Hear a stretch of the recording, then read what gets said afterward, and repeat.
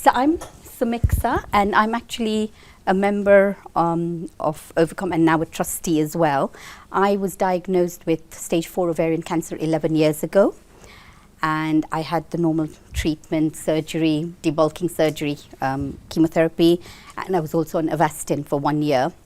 And I then had surgery for a recurrence in 2017, which is 6 years ago. And in fact, on Wednesday, it was exactly 6 years since my last surgery, and I didn't actually need any more treatment, and I've been well since then. In 2018, I retired from my paid jobs, which I worked as a pharmacist, but I also did life coaching, and I have a diploma in wellbeing coaching skills. So my last job was as a health and wellbeing coach in a wellbeing clinic. So that's why I sort of am very, very passionate about self-care and well-being, because I believe that if we can look after ourselves as well as the doctors and the healthcare professionals looking after us, we will hopefully have better outcomes from whatever health issues we have, not just cancer, but anything else, and also manage our life situations. So that's my background. Now, why is it important that we look after ourselves? Why is well-being so important? I mean, there is evidence to show that people surviving cancer would like to know how to look after themselves. And we do know, I personally know, in the last 11 years, I was diagnosed 11 years ago. And in the last 11 years, there's been so many more advances in treatments, the types of surgery. People are living longer with cancer, but unfortunately, sometimes they're faced with the side effects of medication or the side effects of the actual cancer or some of the after effects. And because people are living longer, they have to learn how to manage to live well with cancer. And I believe that, learning to live well with cancer is important, because we still want to be ourselves and do what we can with any limitations we may have. And I feel that if we look after ourselves, our self-care and well-being, and we are a bit more uplifted, we will then feel empowered and supported in achieving our health goals. So there is evidence that self-care and well-being is empowering and supporting people to achieve their personal health goals and manage any problems associated with their illness. Because if you're feeling well and you have a problem, you'll be able to manage it. But if you're feeling really down and you just cannot do anything, you're not going to be able to manage that. And also self-management, so self-care and well-being. If you get to know your body well, if you get to know, what are your trigger points, what is causing a problem, you'll be able to ask for an earlier intervention, which can reduce anxiety and improve long-term health, both for cancer survivors and family members and carers. And I know for myself, when I was first diagnosed and I finished my treatments, my biggest fear was of recurrence. And how do I manage that fear? And initially it was quite hard, because every sort of little twinge in my stomach or every little pain, or, when I felt a bit bloated, or if there was something, I just thought, oh, is this a recurrence? Do I need to ring my CNS? And I think that is a very hard sort of thing to understand for people who've not been through that. That anxiety of a recurrence can really take over your life. So how do we manage to not let that take over and we carry on living our life? Because some people, like I was on Avastin for 1 year, so I was seen every 3 weeks at the hospital. But once I came off that, I was only seen, I think it was every 3 months by the GP, by my oncologist, and I had my CA125 done, but there weren't any scans or there wasn't anything else. So for a lot of people, that anxiety of, what's going on inside can really knock them out. So this is where, if you can learn to look after yourself and have, I suppose, a joyful and happy life in spite of what you've been through, it just empowers you to be able to manage whatever's coming your way. So these are just some questions there which I'd like you to reflect on, and maybe if you want to make some notes, please do. Do you actually look after your own needs? I think, as we always say, as women, we're always looking after everybody else, and whether it's at work or whether it's at home, and we often forget ourselves. So, these are some questions just for you to ponder on and think about. And I know some of it may, you may feel, gosh, I'm feeling so lousy. How can I even think about enjoying myself? But, there is sometimes this thing that even if you're feeling down, there might be one little thing that'll make you just feel slightly better, be it something you watch on TV, be it a radio show you listen to, maybe some music, or talking to a friend, or even just watching your plants outside in the garden, having a little walk, just something that will just lift your spirits and make you feel joyful. It doesn't have to be a big thing. With both chemo-related fatigue and cancer-related fatigue, it is very, very difficult to know how you're going to feel on the day. And the one thing I learned over the last 11 years is the 3 Ps, which are plan, prioritize, and pause. So I suppose what I would say is if going to the theatre was really important for you, and the way you could plan it is say, I want to go next week. So if this, from today to next week, if I give myself enough time to rest and get the energy I need, prioritize your theatre as being what you want to do, then next week you will be fine to go to the theatre. But then if you are going to the theatre, you perhaps need to plan, will I do anything else on that day? Will I meet anybody else? Or will I just go with someone to the theatre and that will be my outing? Because you only know how much energy you will have. And I think that's where sometimes I've faltered there. I think I'm feeling really good, so I'm going to fit in this. And then, bang, when the thing comes that I really want to do, I'm too tired. It's difficult, but sometimes when we're angry, it actually makes our whole system feel very negative, and then we drain our energy. Anger drains our energy. So when things are not important and we're getting angry, the question is there that can we start thinking differently? Like, I used to be like that, very pedantic about certain things and getting angry about some little things. I still remember my husband saying to my CNS, can you please tell Samixa not to worry about how the bed is made and the sheets don't, I still remember that, because he was like, if I make it, she does it again.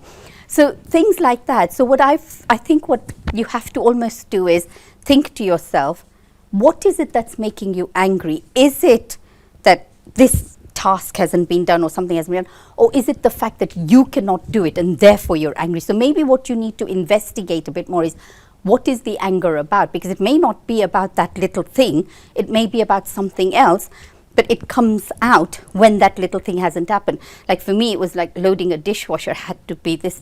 And I remember my son saying to me once, well, you've got a choice. Either you let us do it our way, or we'll leave it and then you can come and do it when you come home from. No, it's okay, just do it. And we'll, But these are little things, that I've sort of learned, because we all have certain things that we do, but it's learning to let go. And it's not easy. It's not easy at all. Letting go is the hardest, because we've already been faced with this experience of having cancer. We're having to deal with all this. Then we're having to let go of a lot of things. Maybe we've had to stop work. We've had to stop going out because we're not feeling well. So we've let go of so many things. So sometimes the only things we can hold on to is our sort of chores or things like that. And even that, then, if you can't do what you could do before, that makes you angry. So it's something to think about. This is a question I often ask about, are you in touch with yourself? And it's a very difficult one, because I think when we're running around and working and just we don't really know what's happening with ourselves. We're just so busy in our everyday life and just going on and on and on. And this is just saying, when one is out of touch with oneself, one cannot touch others, which also means in a way that if you don't know how to help yourself or do something, you can't even help others, or you can't even understand others.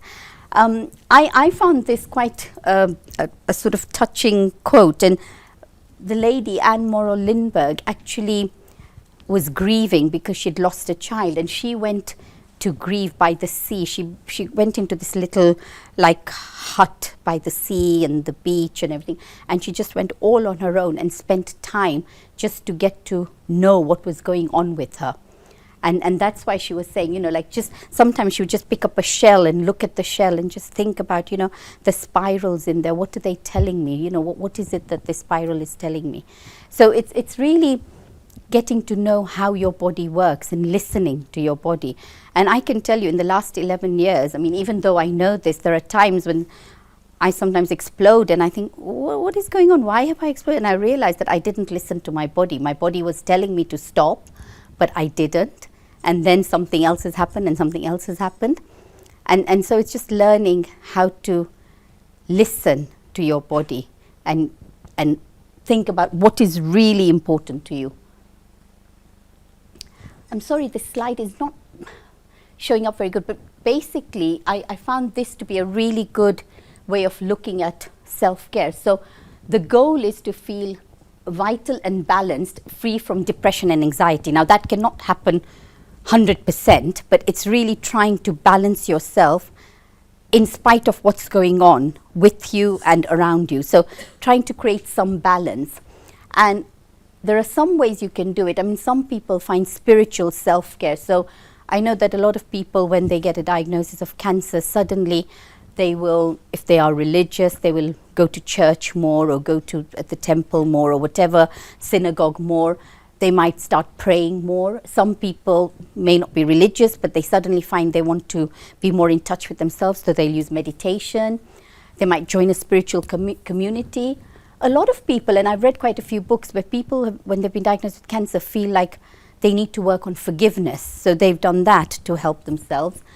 Finding a purpose, and it could be a different purpose to what you may have had before, because I always say for me there was a BC and an after C. There was a before cancer and after cancer, and my life changed completely. So finding a different purpose, and finding purpose and meaning.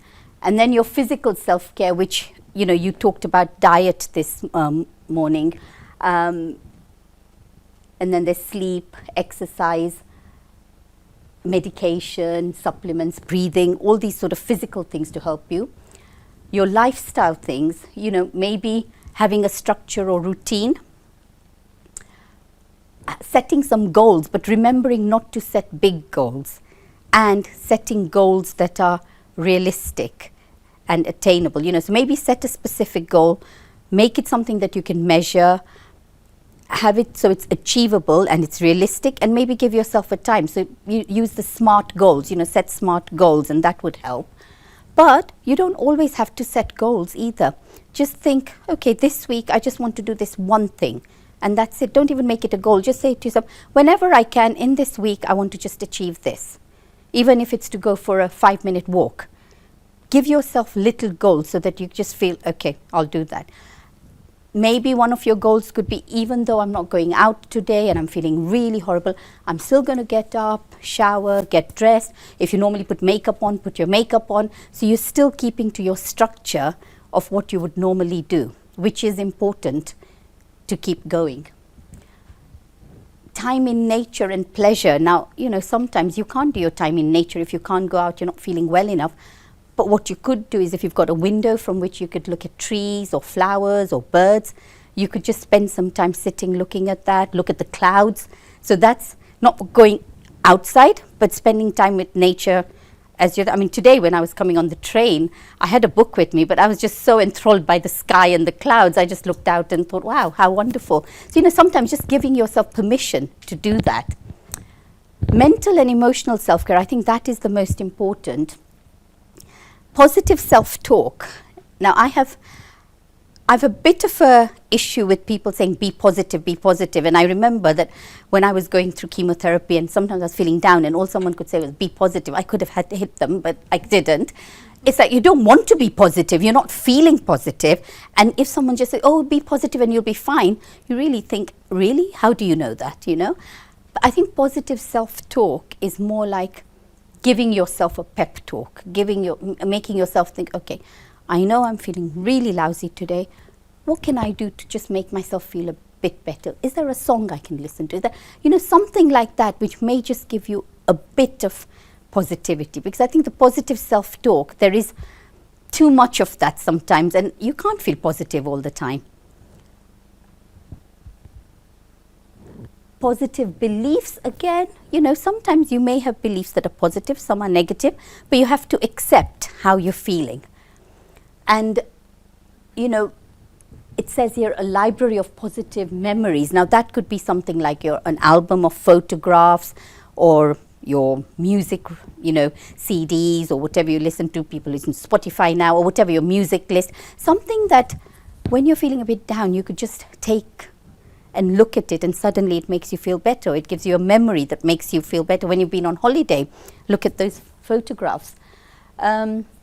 It's saying psychotherapy, but I wouldn't just say psychotherapy. I think if you feel you need a bit more support, have some counseling, either from a counselor, a psychologist, join a support group, call somebody. I mean, the Ovacome support line has been my to-go line since I think 2012 when I was first diagnosed, and I still ring them sometimes. I think they're tired of hearing my voice now.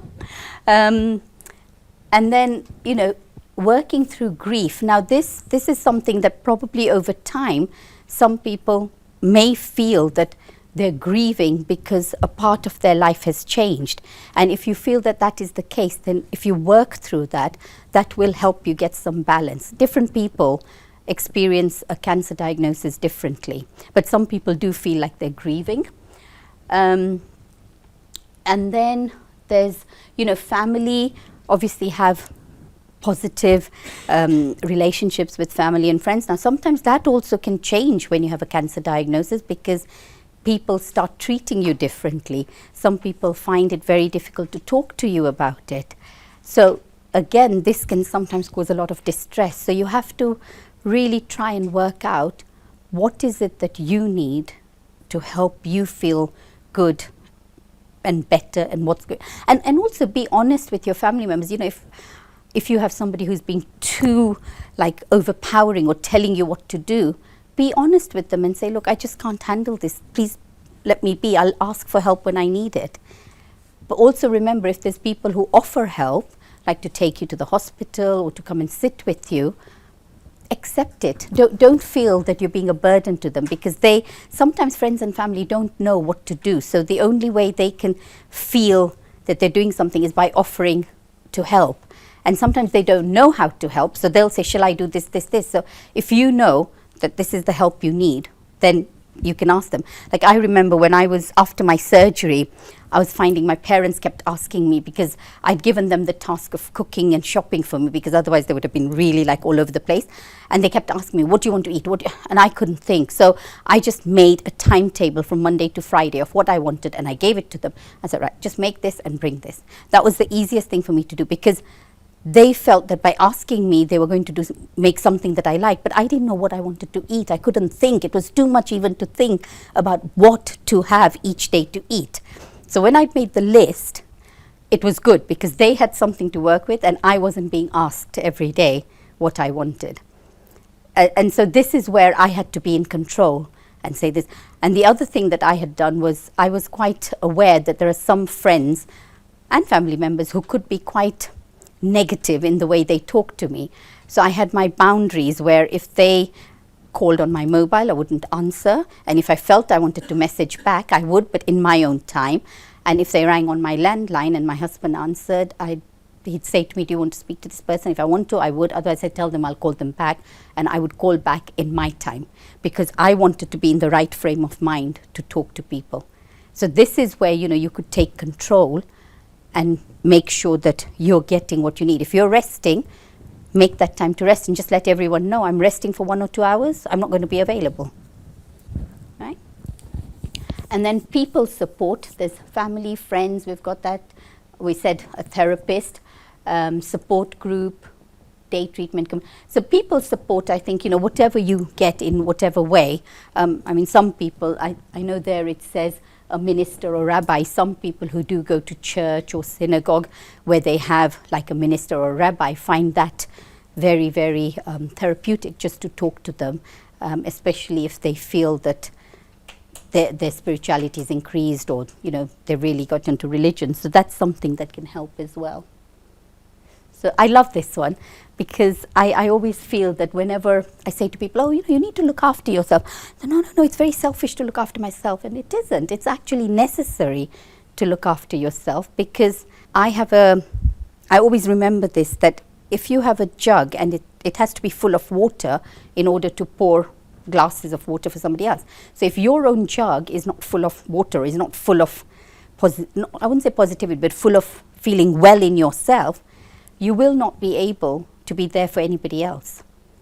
And so sometimes you have to give yourself permission to say, okay, I'm resting, I'm doing this to fill my jug, so right now I'm not there for anybody else.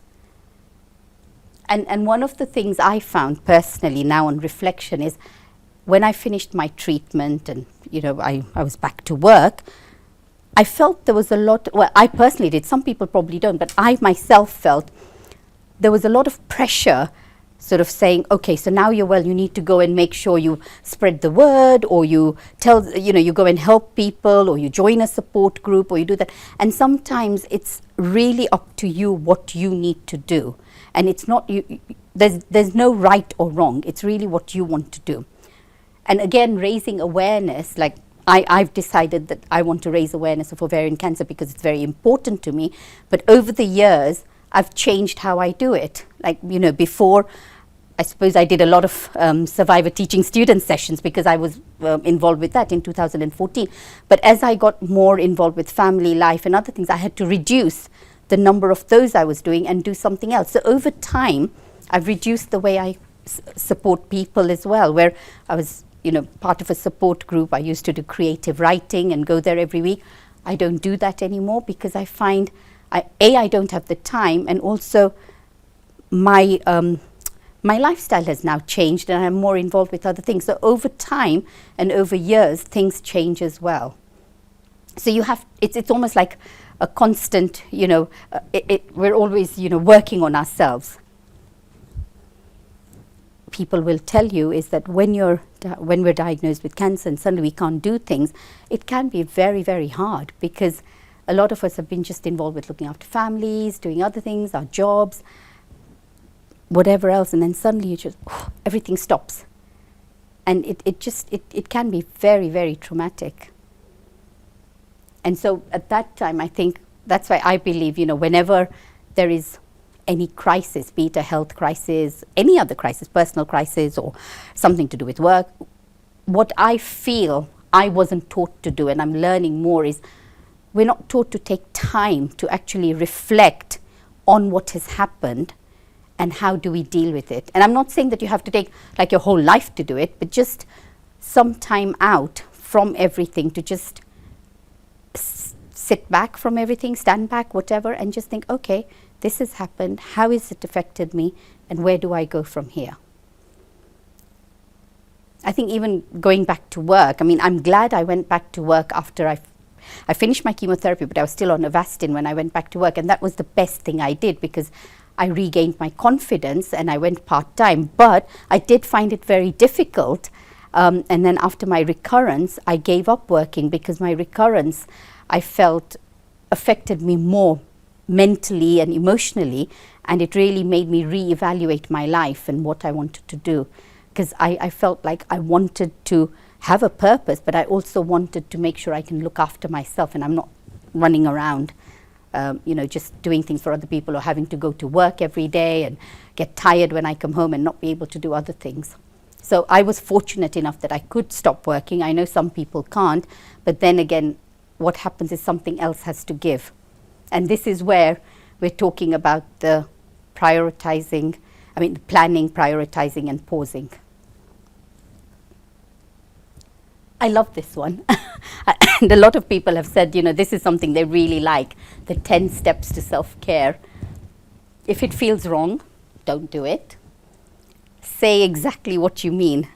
I think I'm learning more and more how to do that. It's not easy.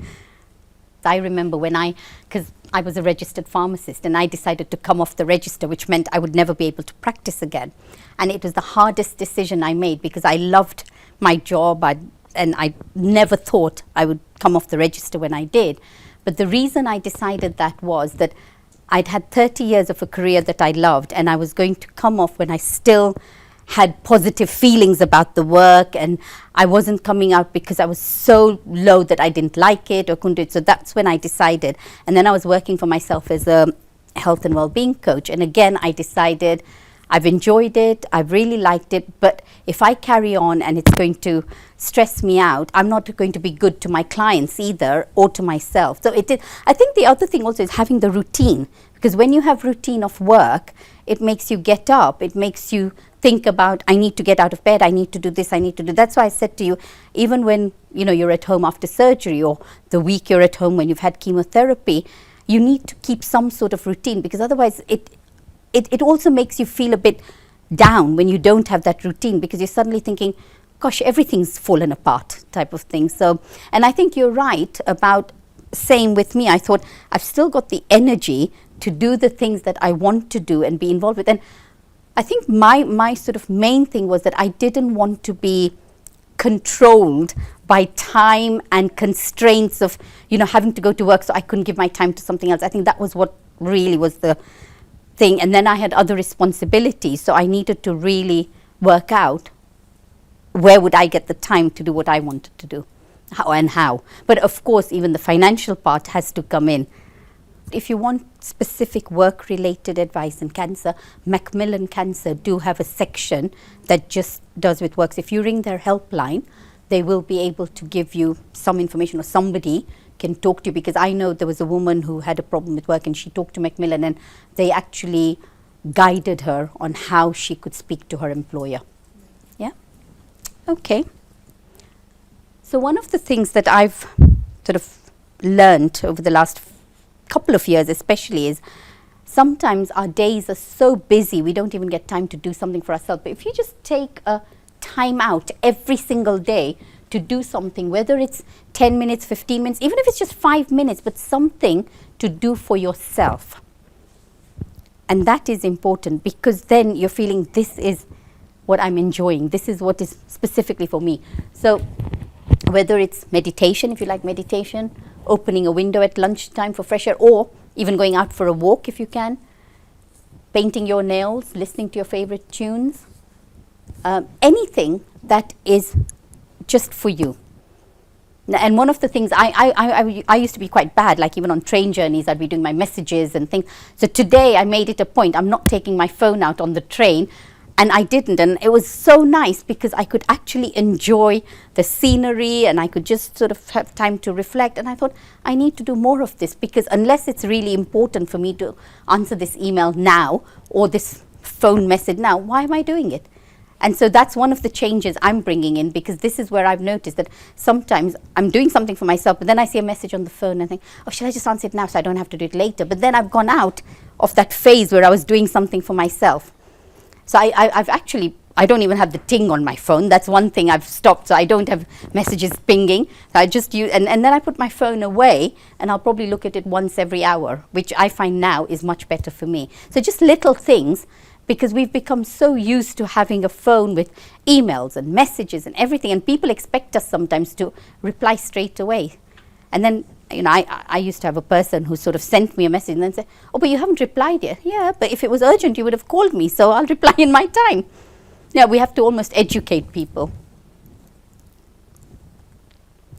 Change your routine. Sometimes have a routine, but change it every few days or every few weeks. And that's really nice as well, just doing something different. Because sometimes we can become slaves to our routine as well. So I've actually done something really different, and a book I've got to read. I've got a children's book at the moment to read, because I thought it's easy reading. I can have a laugh, and I just read 2 pages. I think I was laughing. I had to make sure I'm not laughing too loudly on the train on Thursday, but it was just lovely to read something simple and not worry about, am I absorbing this or not?